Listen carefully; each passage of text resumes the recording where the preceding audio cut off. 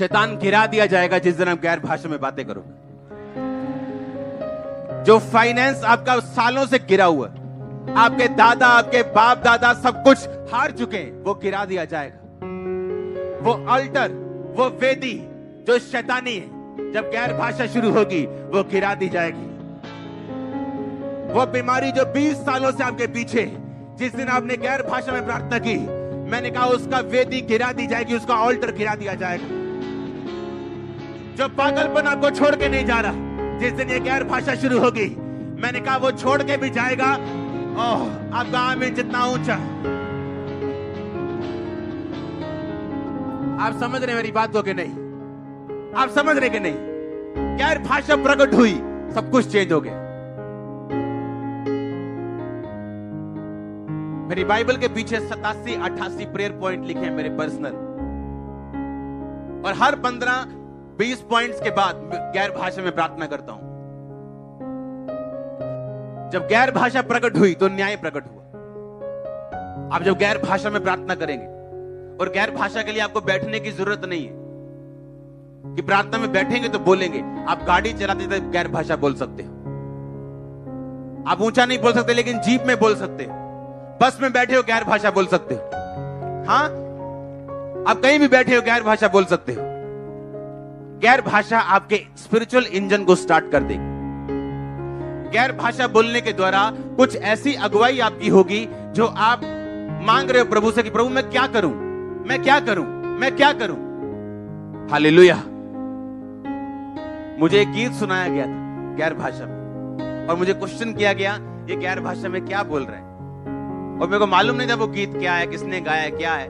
जब मैंने वो गीत सुना गैर भाषा में, मैंने कहा ये आदमी हमें स्वर्ग जाने के लिए कह रहा है और हमें तैयारी करने के लिए कह रहा है कि हम अंत के दिनों में तैयार है। सुनो ध्यान से। जब उस गीत को मुझे दिखाया गया, उसका शीर्षक था song of the end time. और गैर भाषा ऐसा नहीं है कि ये कोई शब्द बोलेगा कि ज़ारा वरा जिला, ज़ारा का मतलब ये, नो नो नो, ऐसा ये गैर भाषा ऐसी नहीं। आपकी स्पिरिट बताती है कि उस टाइम होली स्पिरिट इन शब्दों को क्यों बोल रहा है। ये कोई शब्द नहीं है, ये स्पिरिचुअल चीज है। आमीन। और मैंने बताया ये जो सिंगर है, ये हमें एंड टाइम स्वर्ग जाने के लिए हमें कह रहा है कि हम तैयार रहें। और मैं खुद हैरान था। इसे बोलते गैर भाषा का अर्थ बताना। आमीन। आप जब गैर भाषा में प्रार्थना करते हो, सडनली आपकी अगुवाई होती जिसके लिए आप कंफ्यूज हो। आप जो गैर भाषा में प्रार्थना करते हो, न्याय प्रकट होता। जो लोग आप पे जादू टोना कर रहे हैं, जो लोग आपके पीछे हैं, उन पे न्याय प्रकट होगा और सजा आएगी उनकी लाइफ पे। मैं सच कह रहा हूं। हम नहीं मांगेंगे, हम ना तो दुश्मनों का नाश मांगते, ना विनाश मांगते, कुछ नहीं मांगते, लेकिन परमेश्वर देखेगा कौन सा व्यक्ति आपकी लाइफ से जाना चाहिए, कौन सा रहना चाहिए। गैर भाषा एक ऐसा हथियार है। और इमेजिन करो आज लोगों के पास गैर भाषा ही नहीं, क्योंकि चर्च आना एक प्रोफेटिक वर्ड लेने का या हीलिंग लेने का जरिया है, या आपको सचमुच परमेश्वर में बढ़ना है और आपको खुद कुछ करना है। आमीन।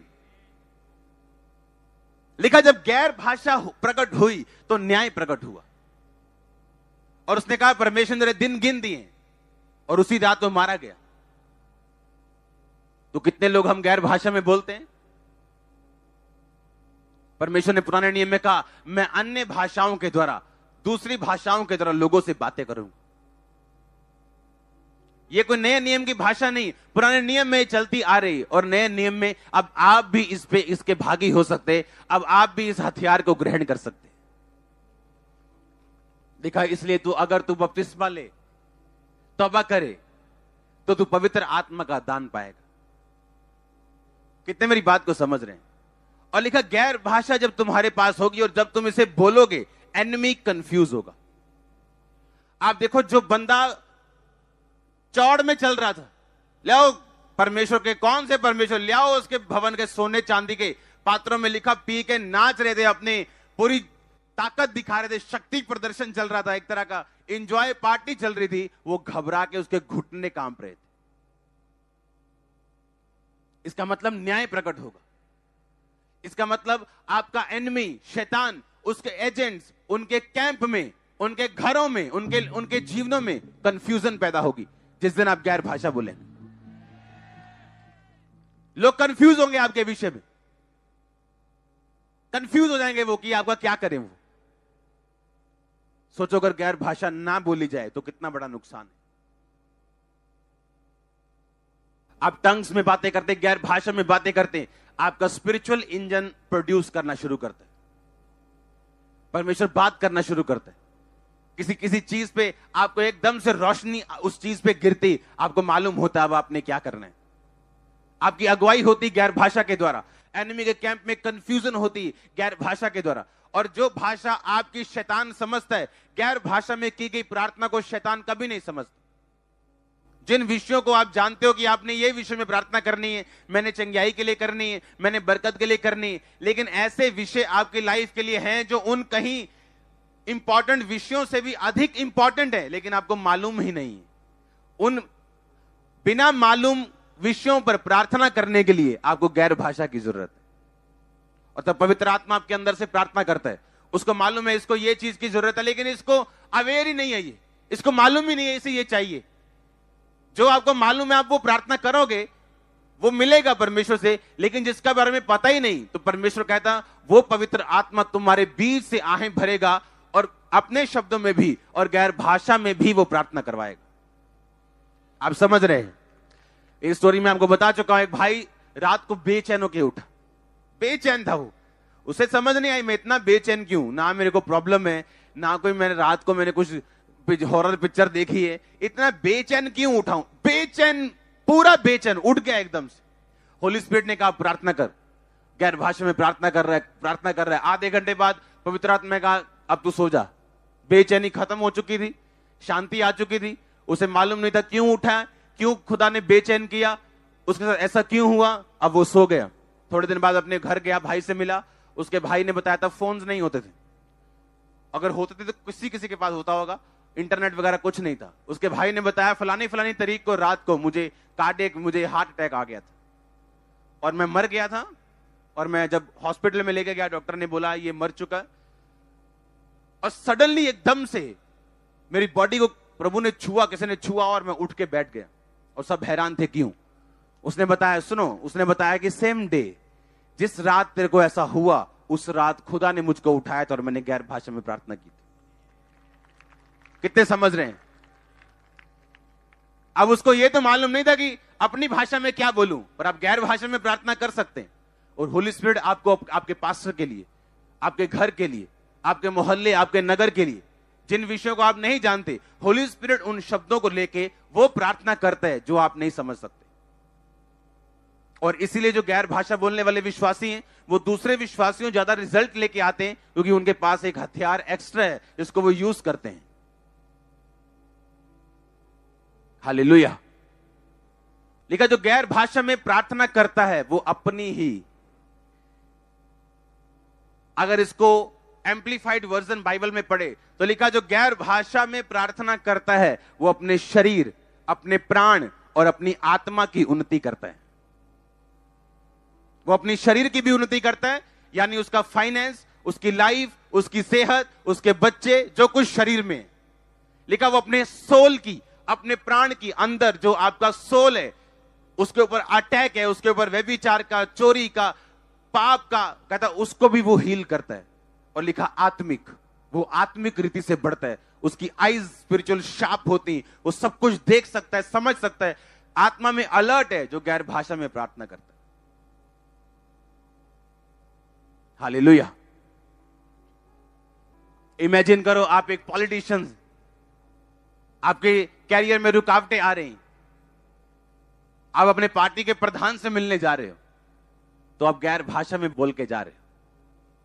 आधा घंटे के बाद अगर उसने कुछ गलत भी सोचा हुआ, आपकी शक्ल देख के मुकर जाएगा वो। मैं सच कह रहा हूं। आप सोचो आप कॉन्ट्रैक्ट लेने जा रहे हो, लिया यार मुंह तो ये फटाफट चलिए, लिया नाश्ता ले, आपको पड़िए, रोटियां चल रही हैं, फटाफट तेल पोया, भजे उधर नु। पर गैर भाषा नहीं बोली, प्रेयर नहीं की, तो हमें बार बार निराशाएं हाथ लग रही, क्योंकि जो काम आगे होना चाहिए वो पीछे। और वही अगर गैर भाषा बोल के जाएंगे तो आप समझ सकते हो क्या होने वाला है। आप बिजी होंगे, बहुत बिजी। मैंने कहा बहुत ज्यादा बिजी होंगे, बहुत फ्यूचर में बहुत बिजी। आमीन। गैर भाषा उन रास्तों को खोलती। डैनियल की प्रार्थना का उत्तर शैतान ने पकड़ लिया था। आप गैर भाषा में प्रार्थना करते हो, शैतान समझ नहीं सकता इसको। अगर वो समझ नहीं सकता, वो कंफ्यूज रहेगा हमेशा। और एनिमी का कंफ्यूज रहना आपके लिए जरूरी है, हां या ना? उसकी चालों का खत्म होना। अब आप किसी व्यक्ति के लिए प्रार्थना कर सकते हो जो आपको डाउन करने की कोशिश करता है, पर उन लोगों का क्या जिनके बारे में आपको भी मालूम नहीं और आपके ग्रुप में बैठे हो, क्या करोगे? गैर भाषा। गैर भाषा वहां लगती है जहां आप नहीं जा सकते। ये उन पाइपों से चली जाती है जिनके बारे में आपको मालूम नहीं। इसलिए तो परमेश्वर ने कहा मैं तुम्हें हथियार दूंगा। हां, बड़ी सी बंदूक देखते ना तो दिल से वाह क्या बंदूक है, ये स्पिरिचुअल शानदार बंदूक है आपकी। लाखों रुपए देकर मिलेगी नहीं, फ्री मिलेगी। पर कहता मुझे ग्रहण कर, बपतिस्मा ले, तौबा कर, आज्ञाओं को मान, तो तू भी पवित्र आत्मा का दान पाएगा। अब सोच लो कितना जरूरी है। सोच लो जो लोग सिर्फ चर्च ही अटेंड कर रहे हैं, प्रार्थना सिंपल वाली भी नहीं तो गैर भाषा वाली तो बहुत, सोच लो वो कहां बैठे हैं अभी, कितना पीछे बैठे हैं अभी। हालेलुया।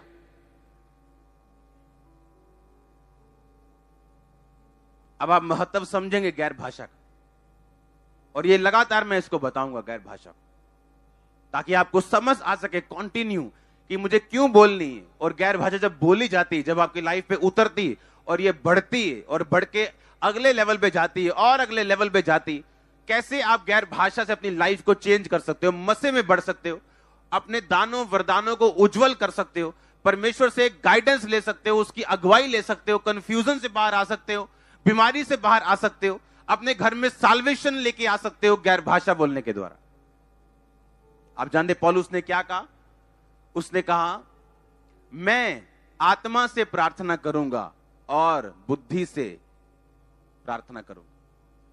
अगर वो ऐसा कहता मैं बुद्धि से प्रार्थना करूंगा और आत्मा से भी करूंगा, इसका मतलब बुद्धि से यानी अपने शब्दों से प्रार्थना करना पहले स्थान पे होता और उसके बाद गैर भाषा।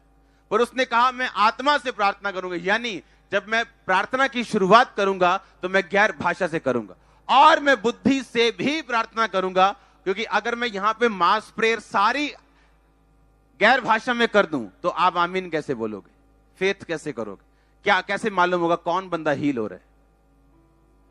तो उसने कहा लेकिन मैं प्रार्थना करूंगा आत्मा से, लेकिन बुद्धि से भी करूंगा ताकि दूसरे लोग इसे आमीन बोल सके। आमीन। इसका मतलब आत्मा में प्रार्थना करने का महत्व जो पौलुस ने कहा वो पहले नंबर पे था। हम पढ़ेंगे बाइबल के इस वचन को ताकि आपको यह समझ आए कि मुझे आज गैर भाषा मांगनी और तब तक मांगनी है, हर रोज मांगनी जब तक मुझे मिल ना जाए। और आपको प्रभु देगा। मत समझो कुछ पता नहीं क्या होगा एक दिन मेरी जिंदगी में, मैं पता नहीं कितना रो रो के मांगूंगी तब मिल जाएगा। नो, बस अलर्ट रहना। जब मुझे पवित्र आत्मा की गैर भाषा मिली थी तो मैं कुर्सी पे बैठा हुआ था, सिंपल प्रार्थना कर रहा था, और मुझे बपतिस्मा से पहले मिली थी। बपतिस्मे के बाद नहीं, पहले, और उसके बाद मैंने बपतिस्मा लिया। ये नहीं चलो मिलता गई है, छड्डो होन कोई नहीं। हालेलुया। पहला कुरिन्थिया उसका 14 उसकी 15 आयत। अतः क्या करना चाहिए? मैं आत्मा से भी प्रार्थना करूंगा और बुद्धि से भी प्रार्थना करूंगा। मैं आत्मा से गाऊंगा और बुद्धि से भी गाऊंगा। नहीं तो यदि तू आत्मा से ही धन्यवाद करेगा तो अज्ञानी तेरे धन्यवाद पर आमीन कैसे कहेगा? क्योंकि वह तो नहीं जानता कि तू क्या कहता है। सब बोलो आमीन।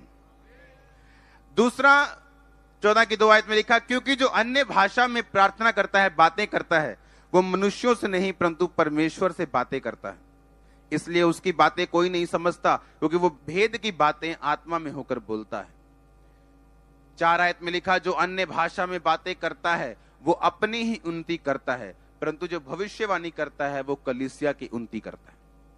अगर मैं भविष्यवाणी करूं, आपने देखा मेरे लिए बोला था, मेरा ये नाम कोई नहीं जानता, मेरा ये नाम सिर्फ उन्होंने रखा था, यहां मेरा नाम ये कोई नहीं जानता। आपने जब नाम लिया, ये काम, इससे किसकी उन्नति हुई?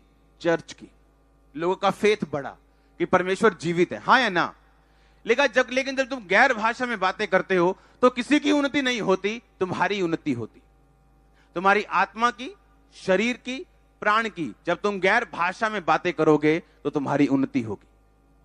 इसका मतलब, मैं जी प्रभु च ग्रो करना चाहना जी, गैर भाषा में बातें करो। मैं प्रभु च बदना चाहना जी, गैर भाषा में बातें करो। मैं अपनी उन्नति करना चाहता हूं जी, गैर भाषा में बातें करो। बाइबल बोलती है, अगर तुम अपनी उन्नति चाहते हो, तरक्की चाहते हो, तो गैर भाषा में बातें करो।